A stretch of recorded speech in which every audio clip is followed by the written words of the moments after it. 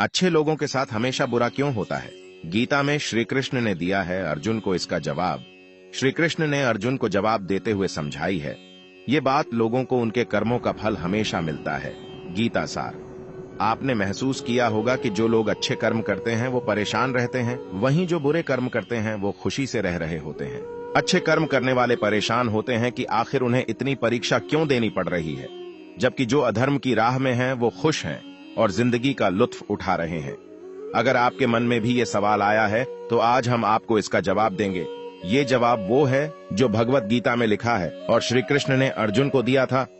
भगवत गीता में वर्णित कथा के अनुसार जब भी अर्जुन के मन में कोई दुविधा होती थी तो वो श्री कृष्ण के पास पहुंच जाते थे। एक बार की बात है, अर्जुन ने भगवान श्री कृष्ण के समीप आकर कहा कि वो दुविधा में हैं और इसका जवाब वो श्री कृष्ण से चाहते हैं।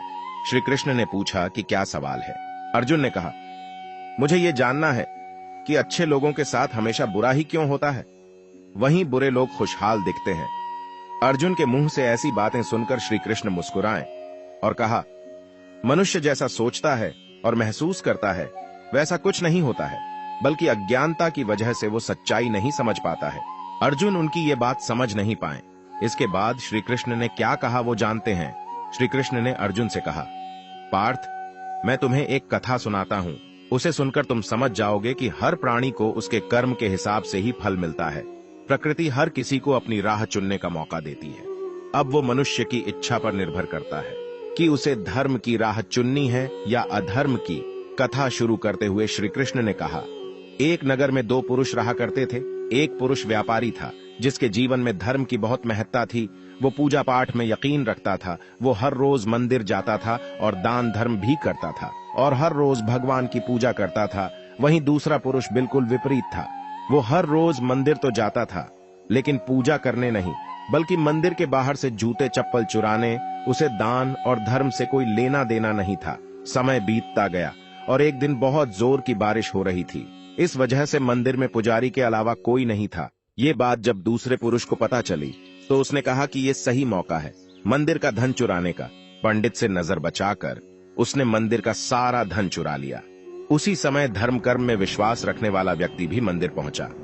दुर्भाग्य से मंदिर के पुजारी ने उसे ही चोर समझ लिया और चिल्लाने लगे। वहां लोग एकत्र हो गए और उसे बहुत मारा। किसी तरह वो बचते बचाते वहां से निकला तो दुर्भाग्य ने उसका साथ वहां भी नहीं छोड़ा।